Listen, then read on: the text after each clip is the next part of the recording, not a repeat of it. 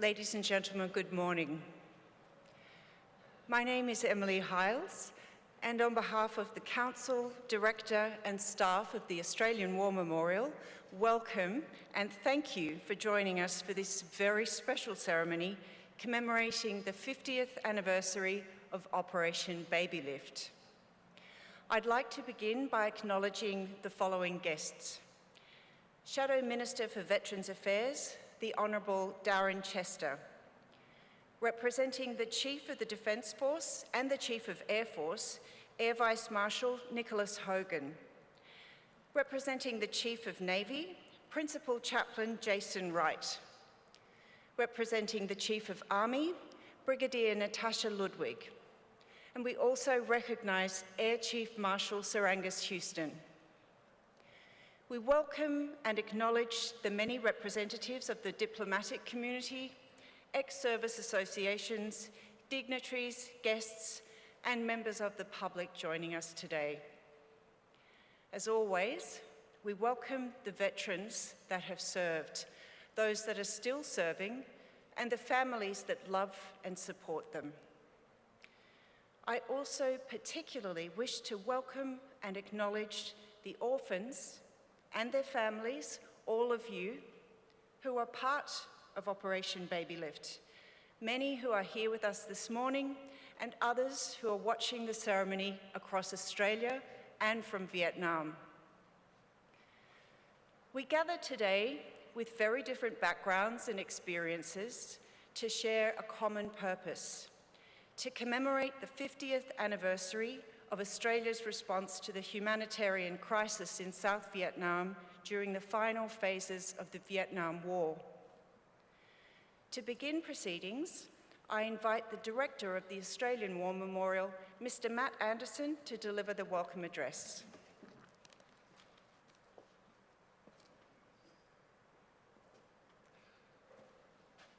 Thank you, Emily, and I join you in acknowledging, of course, Darren Chester, MP, welcome back, Sir Angus, our veterans, our service chiefs, distinguished guests, ladies and gentlemen, welcome to this most special place and this most meaningful of commemorations that's been 50 years in the making. There's a reason the roll of honour for Vietnam ends in 1975. And that is because we also acknowledge the events that took place in April 1975, and people who are much closer to it will speak to that today. But it's because of you and the stories that we'll hear today. In a war, and in most wars where victory is almost indiscernible from defeat, here today in this place of story, we take comfort that in a not so small victory that was part of the ending of the Vietnam War, a moral victory. We, you, did all the right things for all the right reasons and in all the right ways. At the Australian War Memorial, I'm governed by speaking of the causes, the conduct and the consequences of war. Today, we consider the consequences of that war.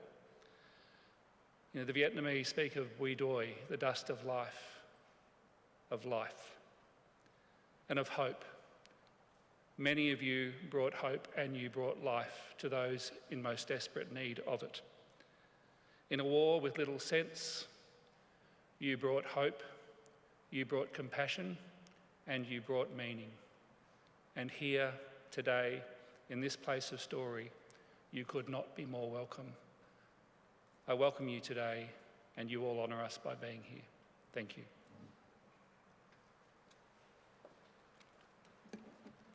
Thank you, Director.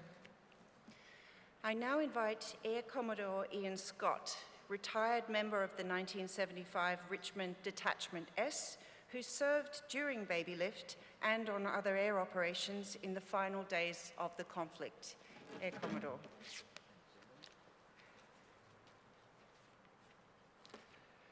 Good morning, everyone, and what I'm about to say is a bit of a combination of comments and stories from people who were there in Saigon for Operation Babylift.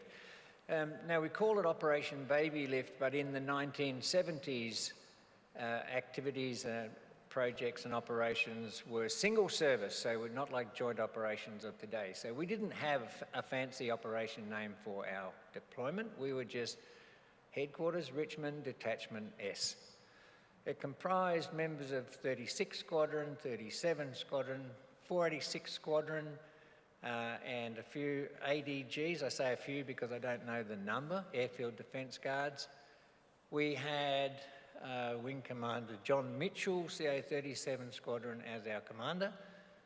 We had Group Captain Lyle Claffer, DOC of RAF Base Butterworth, who was our liaison with the embassy, and we had, I believe, Squadron Leader Lloyd Brown was our liaison on the ground at Tonsanute Airfield.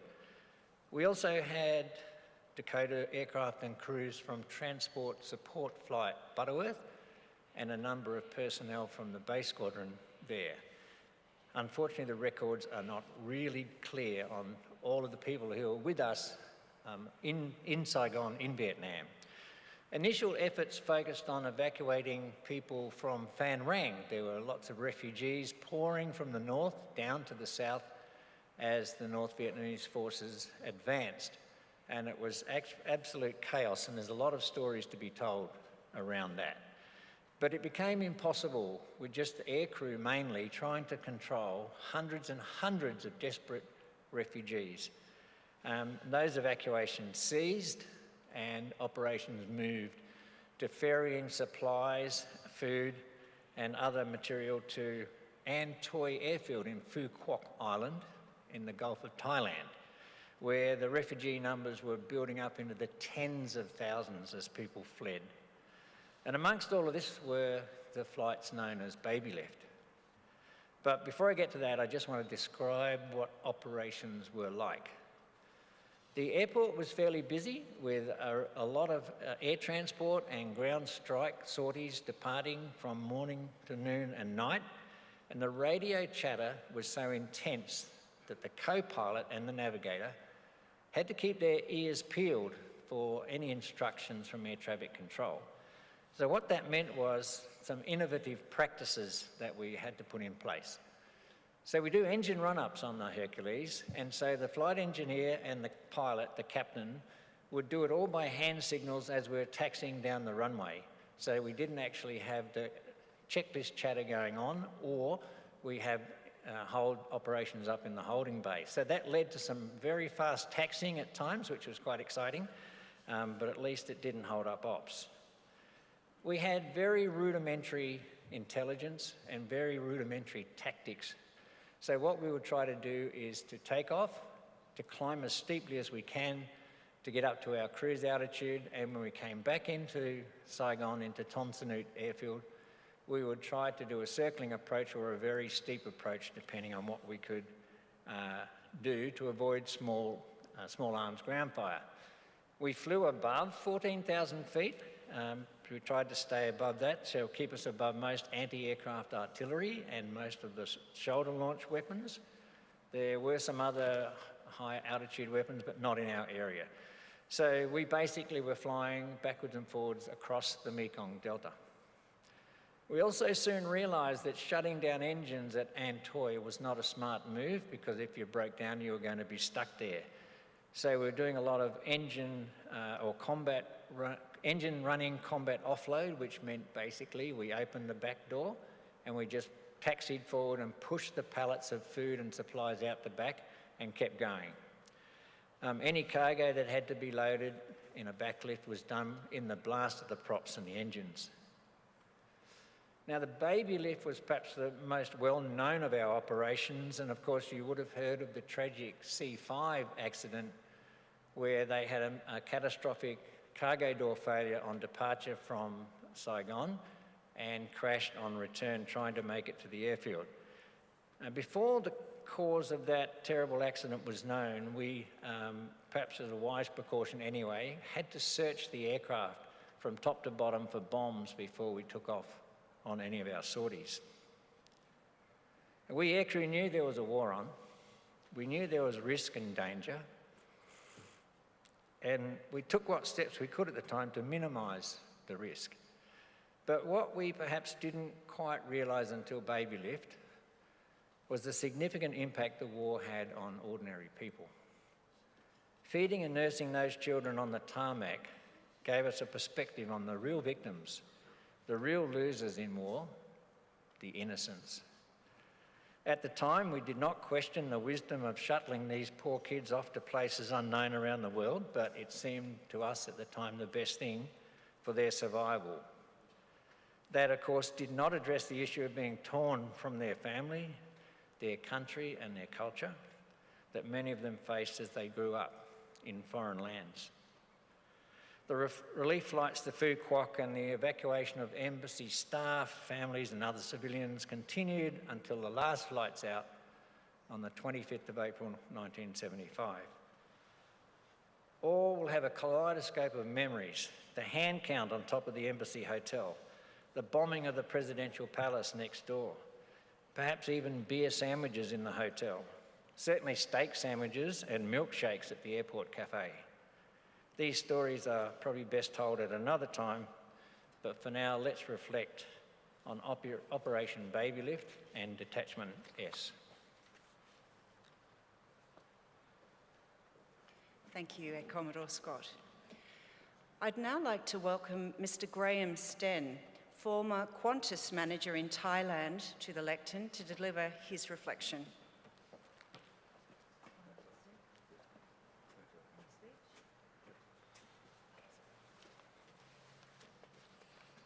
Okay. 50 years ago in 1975, we did not have internet, no emails, no mobile, no phones, no text, no mobile phones, only a telephone landline. It was 12 years later when Thailand got internet in 1987, and Australia was even later in 1989.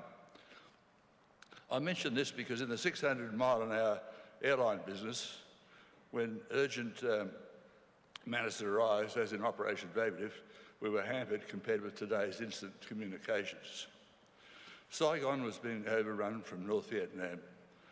I was the Qantas manager in Thailand in 1975 and received an urgent phone call that an AAF Hercules was on its way to Bangkok airport with young Vietnamese orphans to connect with a Qantas chartered flight to Sydney.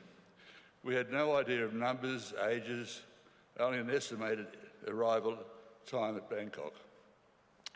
No passenger manifests to know of. Qantas did not have airport staff in Thailand, as Qantas flights were serviced by local Thai airport staff. I shot out to the airport for further news and to be on the tarmac awaiting this mystery flight from Saigon. When the RAAF flight arrived and the doors were opened, wow, what a complete surprise. I vividly remember carrying a cardboard box with 3 tiny babies to be transferred to the nearby Qantas aircraft. Having very young children ourselves, I was aware of 3-hourly feeds, baby milk, the need for bassinets, aircraft turbulence, etc. Most of the babies were tiny tots, and so they needed feeding and supervision on the long flight Bangkok-Sydney. We urgently needed more staff to assist. I phoned Qantas 24/7 operations in Sydney as I came up with an idea of asking the Thai female staff if they would be willing to volunteer at the end of their shift. It sounds preposterous, but if you don't ask, you don't get. Bear in mind that these Thai staff had no Aussie visa, their passports were probably at home somewhere, inoculations probably. Qantas Ops said, "What about Federal Minister Morrison, who came up on the flight from Sydney?" I said, "We haven't seen him." Qantas, miracles can happen,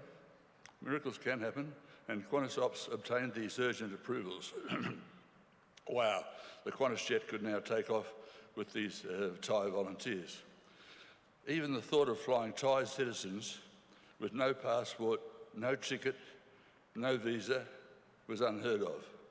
Additionally, catering and caring of young children is one thing, but very small babies plus tiny tots with no parental support was a complete unknown. As is said, necessity is the birthplace of invention. From nothing, Qantas created an urgent solution.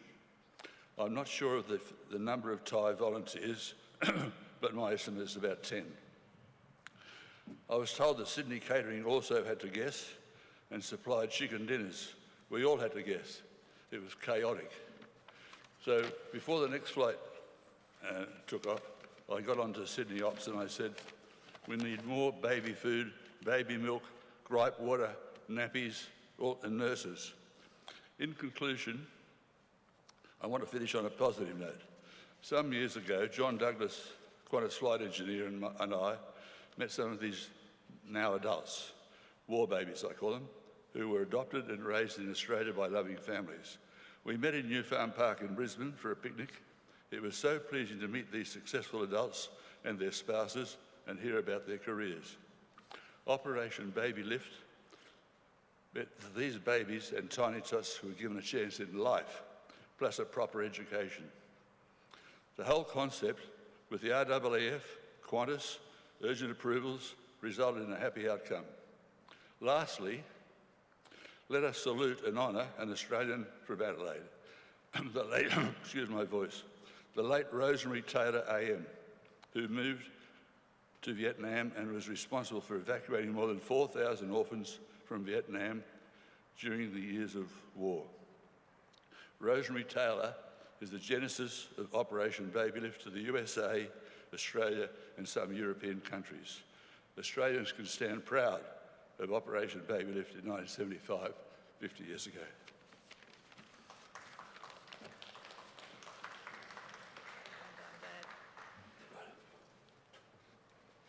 He's a flight engineer. Thank you, Mr. Sten. We'll now hear from Mr. John Douglas, former Qantas Boeing 747 flight engineer, to speak on his involvement in Babylift.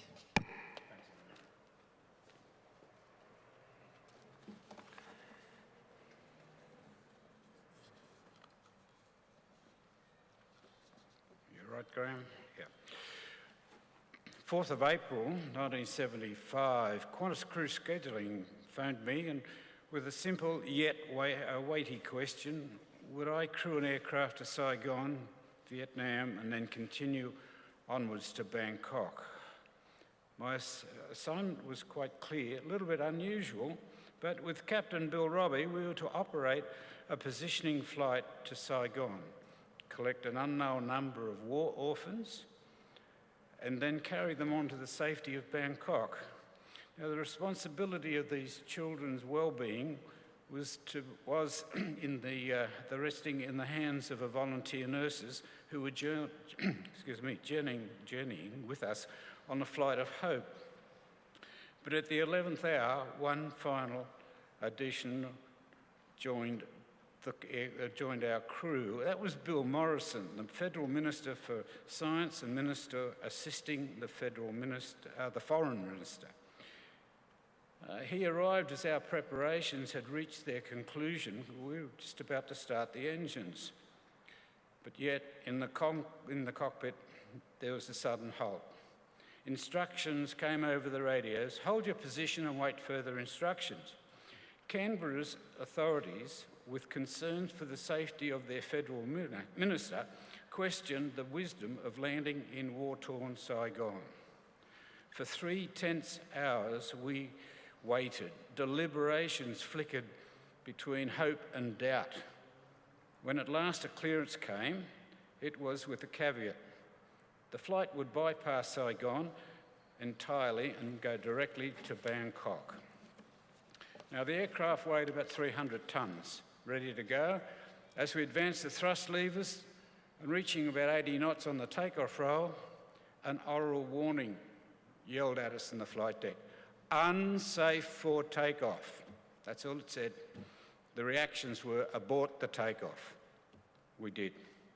The issue was swiftly diagnosed and resolved, and yet a new threat emerged: the brakes of the aircraft. Having borne the full force of the aborted takeoff, were now radiating a dangerous heat. Should we risk another takeoff? Or should we return to the hangars and have a precautionary cooling of the brakes? Well, we considered all this. We're already late 3 hours because they were deciding where we would go.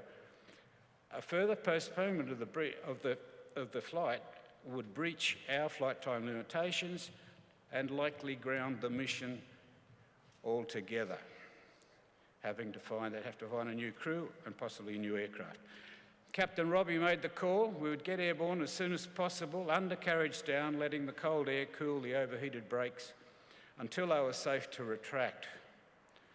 For that, when Bill returned, days later, when Bill returned to Sydney, there was no accolades for getting the aircraft going. Instead, he came under a whole bunch of bureaucratic questions. Why hadn't you gone back to the hangars and had the brakes cooled? Too late, the horse had bolted, we'd gone, and as we know, the baby lift had flown and our precious cargo were delivered. Now, when we did get to Bangkok, and I caught up with Graham, the gravity of our mission had crystallised there.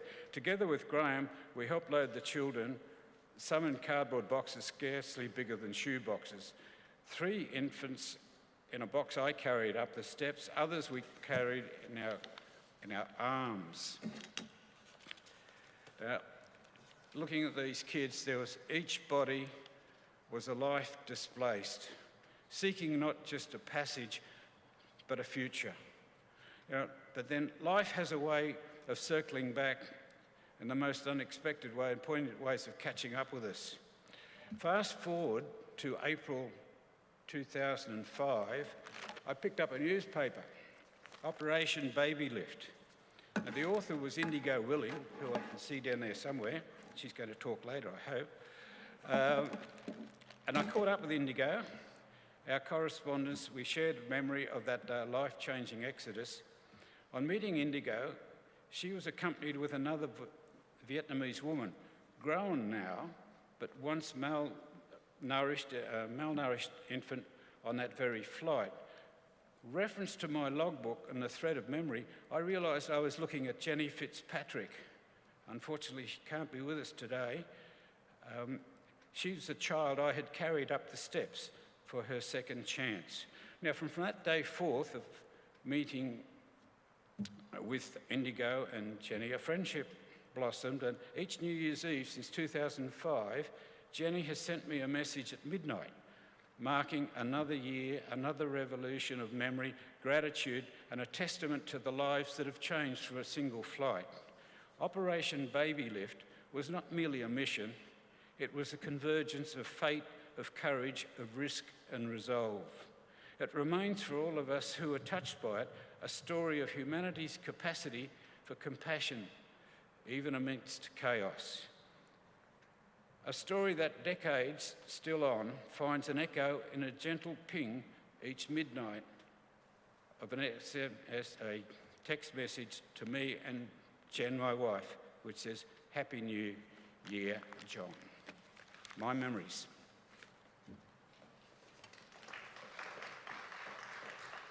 Thank you, Mr. Douglas. Ladies and gentlemen, the band of the Royal Military College Duntroon will now perform Stand By Me, led by musician Wesleyan Tongaloa.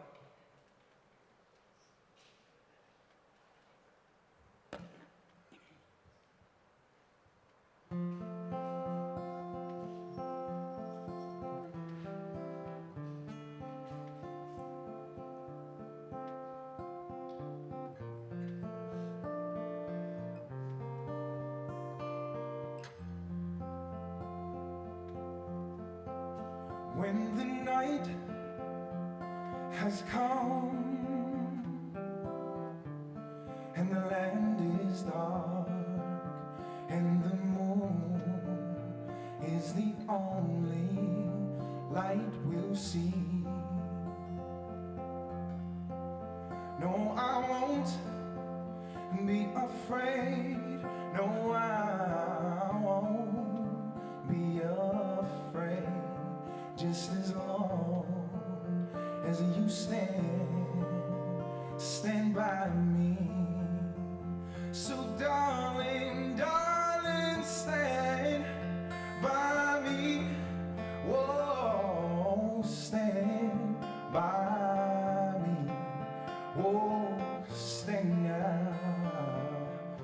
stand by me.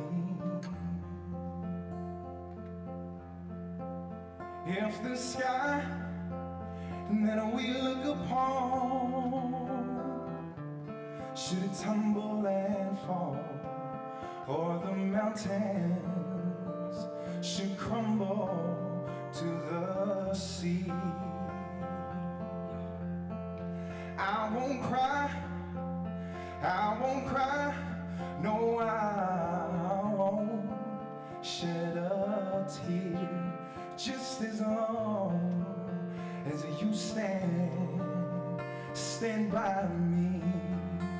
So darling, stand by me. Whoa, stand by me. Oh, stand now. Stand by me. Stand by me.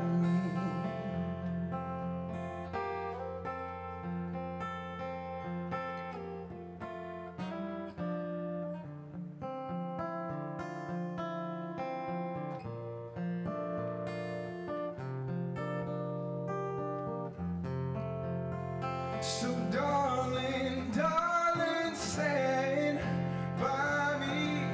Whoa, stand by me. Whoa, stand now. Stand by me. Stand by me. So darling, stand by me. Whoa, stand by me. Oh, stand now, stand by me, stand by me. Oh, stand now, stand by me.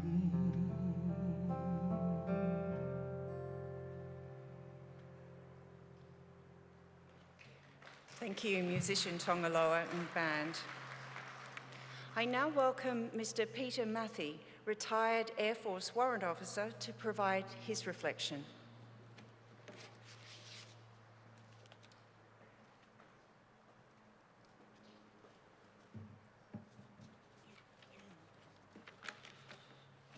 Well, good morning, everybody.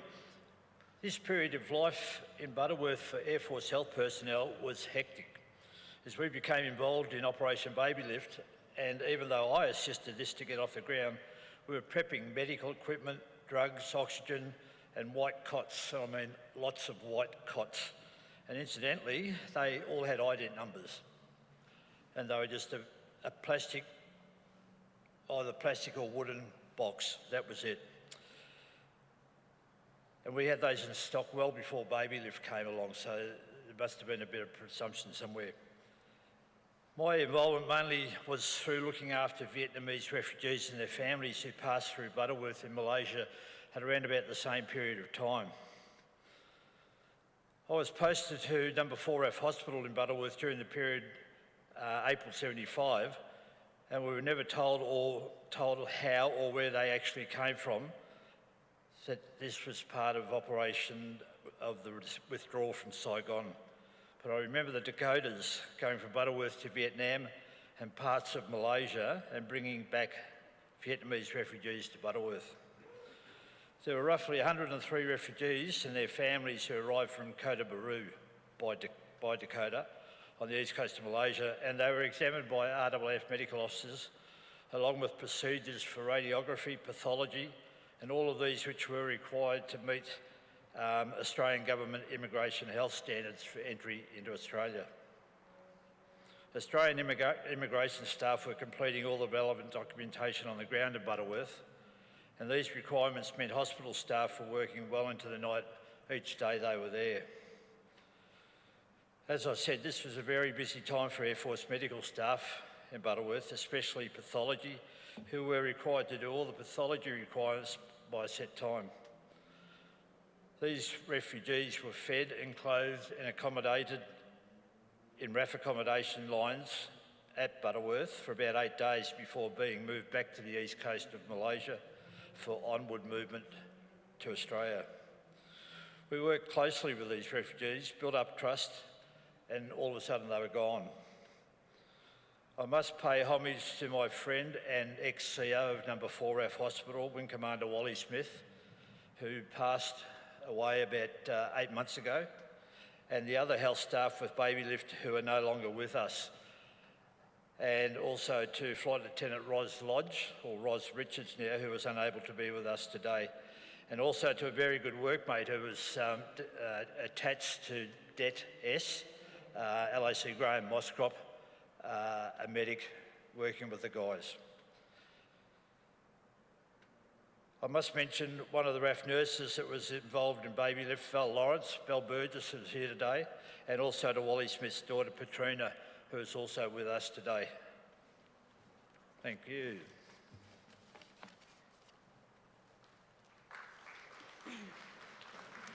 Thank you, Mr. Matthew.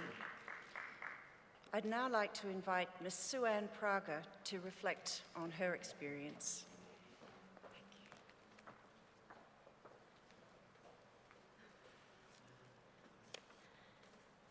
Good morning, everyone.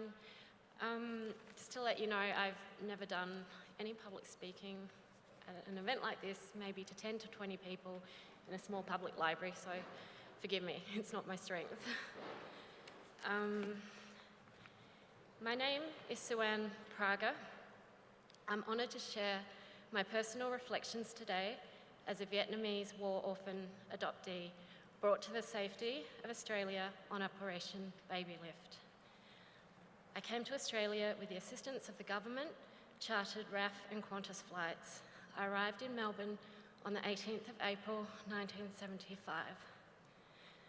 I would like to acknowledge, and it is important to me to acknowledge, that there were thousands of Vietnamese war orphans adopted around the world prior to Operation Babylift and during Operation Babylift. Forgive me, it's all a bit of a tough topic, sorry. Whilst we may have shared common tragic beginnings, each of our experiences has been unique and individual, and how we may reflect on it is equally unique and individual. Over the decades, I have reflected not just on my journey, but also on the orphans who didn't survive war or illness.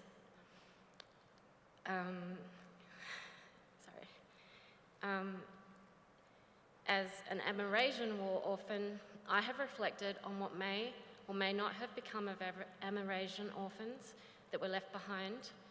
I have reflected on everyone affected by the war, well beyond the war orphan experience. I had the privilege of attending a C5 Galaxy Memorial Site commemoration in 2007, the year I was reunited with my Vietnamese mother, and that was an incredible honour. I don't remember the flight, but there is a photo of me on the tarmac waiting to board the RAF flight from Saigon to Bangkok, which I didn't know about until my early 30s. When I first saw this photo on a documentary, it was incredibly profound. It was the first piece of concrete evidence that I had that connected me to a time in my life that I felt an absolute disconnect to. When I arrived in Melbourne, I was admitted to Fairfield Hospital. I was described as withdrawn, starving, and listless. I weighed 7.7 kilos or 16 pounds, I was 3.5, about double the weight of a healthy newborn, if that helps some. Many of my teeth were rotten to the core. I had an angry scar under my left eye.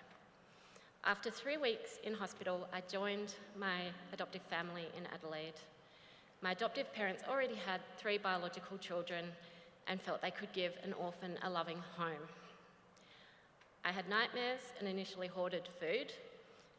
I spent ages eating each meal. I had clearly learnt to make each meal last as long as possible. I would also scream if anyone came near my meal. And I'm still a little bit food protective, so perhaps watch me at lunch. Apparently I had a little pantry happening in my wardrobe, and one time I even stored Mum's Chanel No. 5 in there. I was welcomed and embraced by my adoptive family and extended family and their community. It was a completely different world. I'd gone from living in an orphanage to living in a lovely home with a pool and tennis court, far from war-torn Saigon. Unbelievable to me, really. I had some very special experiences growing up, like living in Germany for a year when I was 5 with my family. Also, when I was 11, I had some just incredible experiences. I was lucky to attend excellent and nurturing schools and had a lovely group of friends. I enjoyed playing tennis and netball. In many ways, I became a regular Aussie kid. As amazing as all that is, it saddens me on reflection that my Vietnamese mum didn't have the supports to care for me and keep me. But I have accepted the realities of the time that prevented this. I always wondered what had happened to my Vietnamese parents had they survived the war. Would I ever know who they were? Had they loved me? My ears had been pierced before I came to Australia. A Vietnamese family friend told us that it signified perhaps that someone in amongst the chaos of war had loved me enough to get that done and found the resources to do so. That filled me with hope as I grew up, that I perhaps had a mother to search for. I was also lucky that my Australian family was always supportive of helping me to search when I was ready, and in fact they did on several occasions. I'm nearly there. Sorry. In 2007, I was miraculously reunited with my Vietnamese mother. I had the opportunity to travel to Vietnam for the first time since 1975. I returned to the Catholic Church where the priest of my orphanage, Father Olivia, had worked and lived at the attached seminary. A baptism record at that location was found, and it had the address of my birth mother. It was in the same street as the church, and for 30 years of wondering where my mother was, her address was actually on the cover of my Australian Embassy adoption file. None of us would have known this over the years. These things I discovered with research and time. My mum explained over the years how she had sought help for the stresses she was facing leading up to Saigon falling. I was Amerasian, born to an American serviceman father. She and her family feared for my safety and theirs. My mum only told me last year that she kept me hidden inside from birth to 3 years old. Because of fear and stigma, this is her perception as shared with me. Her mother pressured her to give me up. She was probably my primary carer, as my mother would have been working, supporting the family. My grandmother probably needed the relief too. Imagine being trapped inside with a toddler a lot of the time. That was being hidden from the world. It isn't a surprise to me that I literally bore the scars of that. When my mum sought help from Father Olivia, whom I think had contacts with Rosemary, definitely, he said that he could help get me adopted to Australia. He also said I could go outside in the orphanage. My mum had already experienced extreme hardship like many, and she had also lost my sister, who was next in age to me. My mother had had 6 children, 5 to a previous husband. I was the only one born to an American father and the youngest. My sister and I had an illness when I was 2. She was a few years older. She died, and I survived. So in context of that, my mother made the heartbreaking decision to give me up for adoption. She feared not only for my safety, but also my health, and she genuinely wanted to give me a chance, just a chance that she couldn't at that time. Apologies.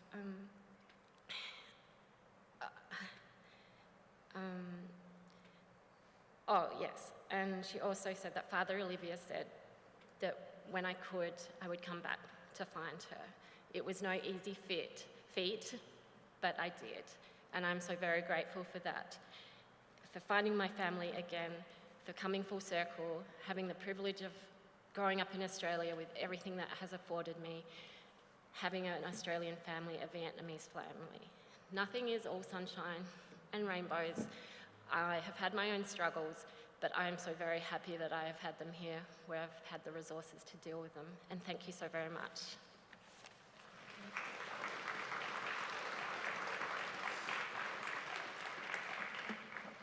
Thank you, Suran, for sharing your story. I now welcome Ms. Kay Matthias to provide her reflection.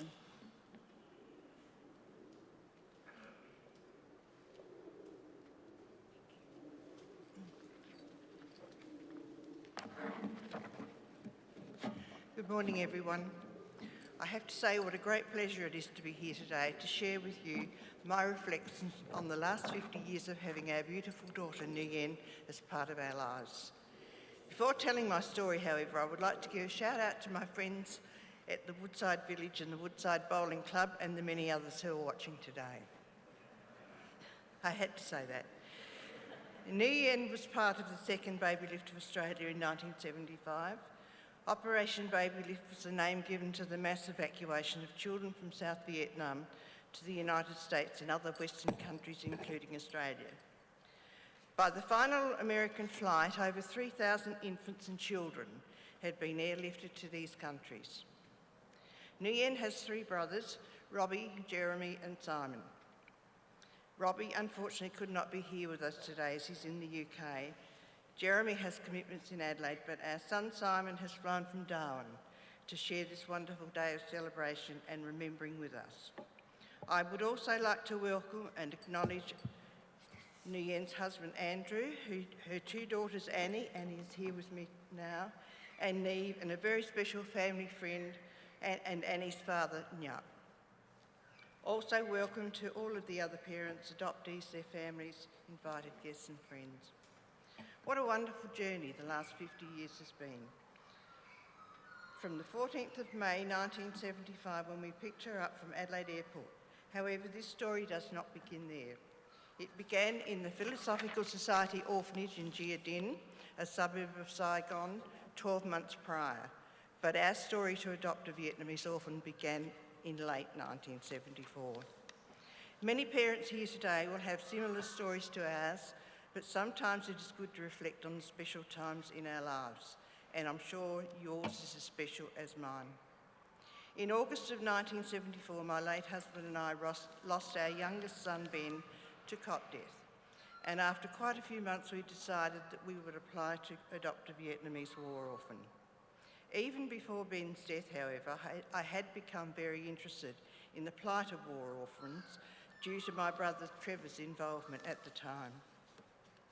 After serving a term in Vietnam, Trevor returned and worked with an American woman to establish an orphanage in Saigon, where it was estimated that there were many, many war orphans. Given the war was escalating at the time of our application, the South Australian Department of Community Welfare approved our application to adopt an overseas child very quickly.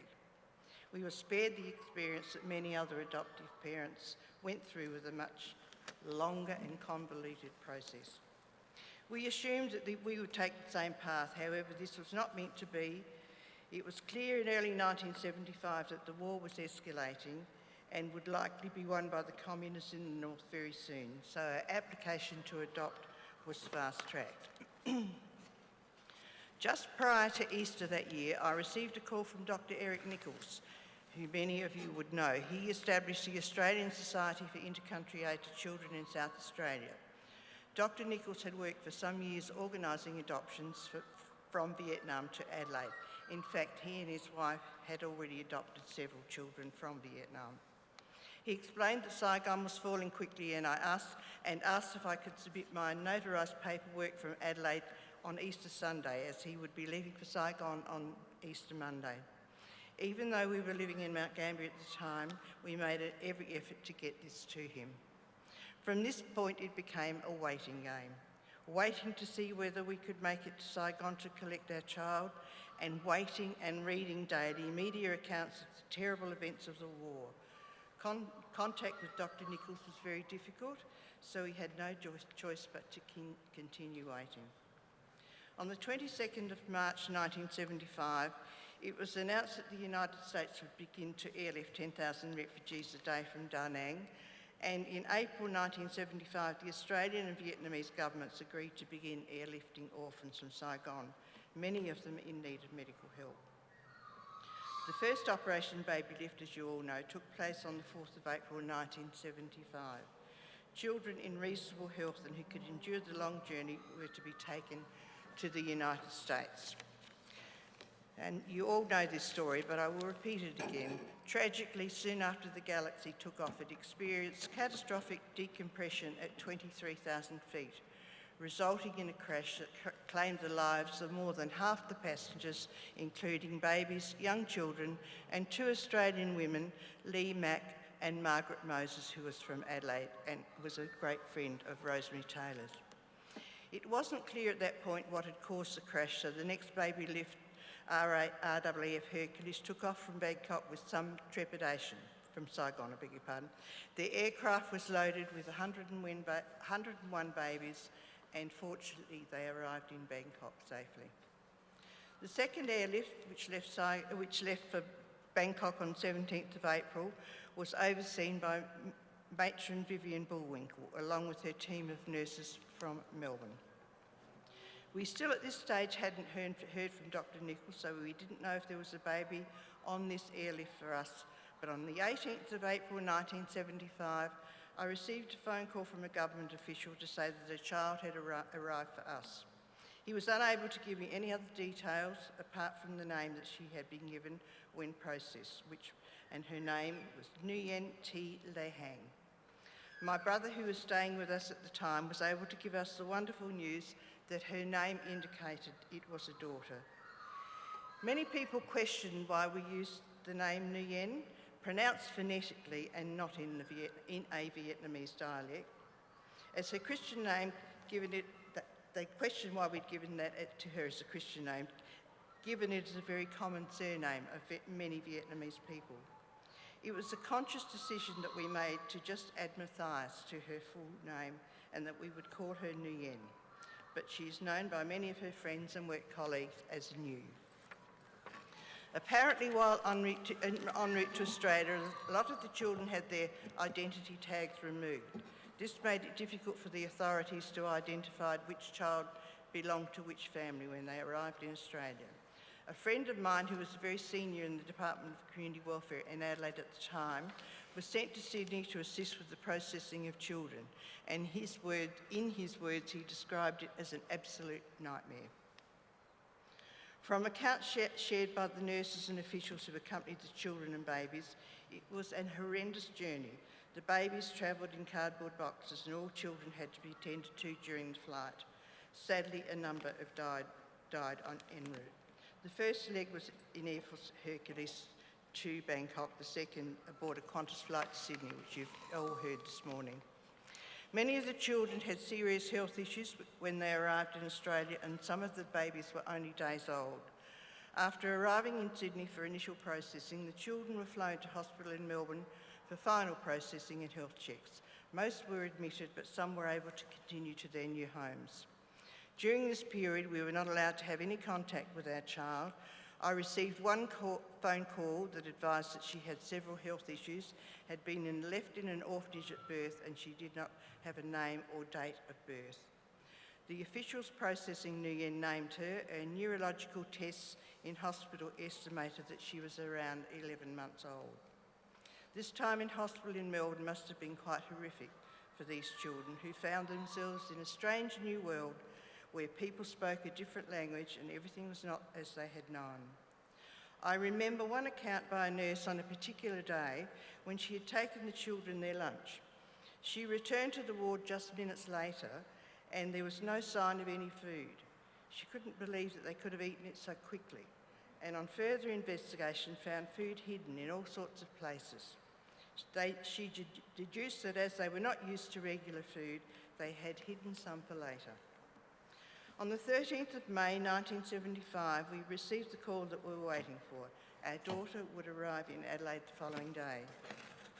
Early the next morning, Rob and I, together with our 3 sons, excitedly left our home in Mount Gambier to travel to Adelaide to meet our daughter. She arrived amidst a chaos of paperwork being completed and babies and young children handed to their adopted families. My first impression of Nguyen was of a very tiny baby, supposedly 11 months old, but she couldn't sit up, let alone crawl or walk. She was understandably a confused little baby, but won our hearts immediately. She was beautifully dressed in clothes generously donated by Maya, and I happen to have, and Annie has, this is the little jacket that she wore. She was 12 months old, and have a look at the size of that. It's absolutely, so that was the little jacket donated by Maya. Given that she did not have an official birth date, we made that day her birthday. She was officially 1 year old on the 14th of May 1975. We did not return to Mount Gambier that day, but instead decided to go to Auburn in the mid-north to stay with my parents for the night.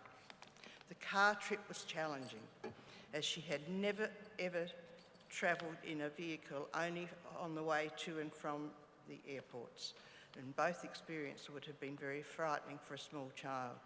She had also just been handed to complete strangers, which also must have been terrifying. She struggled for most of the way to Auburn. For many years she was traumatised. At the sound of loud aircraft noise, which I'm sure brought back memories of that terrible journey from Saigon to Bangkok. The next few days were quite something for us all. Nguyen made no sound. Unlike most babies, she did not cry for attention, as it was never forthcoming in Vietnam. She lay motionless in her cot, but did drink her milk. 6 days later, she smiled. We were absolutely elated. Once we returned to our lives in Mount Gambier, she gradually overcame her health issues. She learned to sit up and walk 6 months later. She was a delightful child and brought much love to our family. While we were delighted at the prospect of welcoming a child from Vietnam into our home, there were many in our community who were concerned that these children were being removed from their country of birth to a strange new country. In April 1974, a lawsuit was actually filed by a Vietnamese nurse on behalf of a committee to protect the rights of Vietnamese children. And it cited that many of the children who went to the United States were not orphans, merely children placed in orphanages due to poor living conditions. So there were all sorts of things happening around about that time. 50 years later, Nguyen is a very happy wife and mother of 2 beautiful daughters.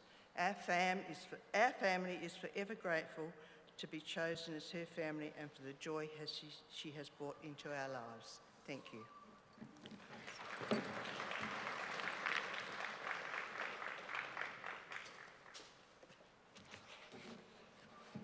Thank you very much, Ms. Matthias. Ladies and gentlemen, President of Number 37 Squadron Association, Royal Australian Air Force, and former C-130 Loadmaster, Warrant Officer Cole Coyne, retired, will now provide our closing remarks.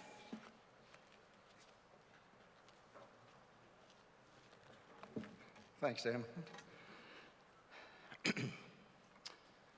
Ladies and gentlemen, distinguished guests, as President of the 37 Squadron Association, that's the Hercules Squadron based at RAF Base Richmond in New South Wales, I extend a very warm thank you for attending today.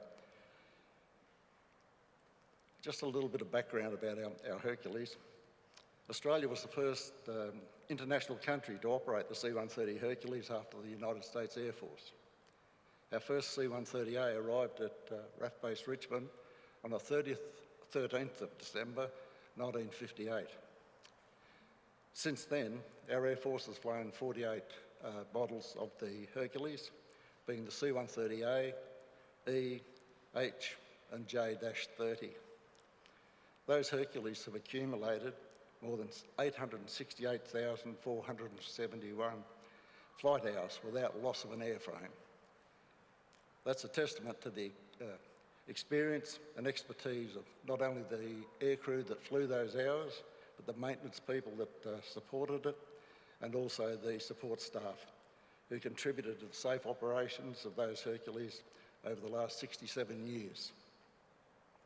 On behalf of the 37 Squadron Association, I thank you all for your attendance here today, with special thanks to the AWM for their cooperation and assistance in facilitating today's ceremony, honouring this significant Australian Air Force historic milestone.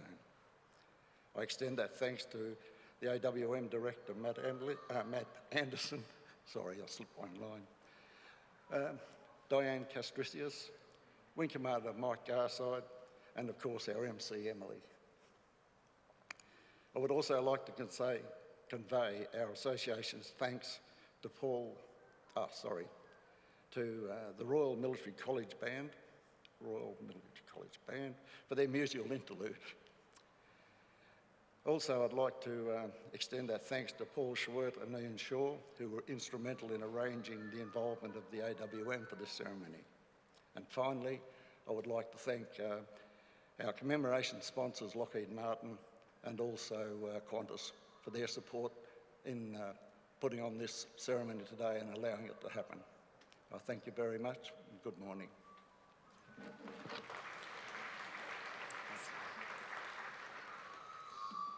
Thank you very much, Cole. The memorial would also like to thank the band of the Royal Military College Duntroon for their support today. Throughout today's ceremony, there has been a memorial photographer taking photographs. To view these images later on, please visit the QR code or web address listed on the back of your order of service. Shortly, you'll be invited to place a poppy beside a name on the Roll of Honour, or, should you wish, on the tomb of the unknown Australian soldier within the Hall of Memory. Following the poppy laying, we'll have the pleasure of watching a flypast, and for the best vantage point, once you've placed your poppy, please make your way out to the forecourt, where we'll see a C-130 Hercules and a C-47 Dakota fly over. As a reminder, for those who are attending the plaque dedication at RAF Memorial Grove, coaches will be departing shortly after. Memorial staff can provide you with directions should you require. Ladies and gentlemen, the Australian War Memorial would like to thank you for joining us this morning. It has been our great pleasure and privilege to host this very special occasion. To conclude, the band of the Royal Military College Duntroon will play, and I invite those wishing to place a poppy to do so now, in remembrance, in reflection, in solidarity, and in hope. Thank you, and we wish you all a very pleasant day.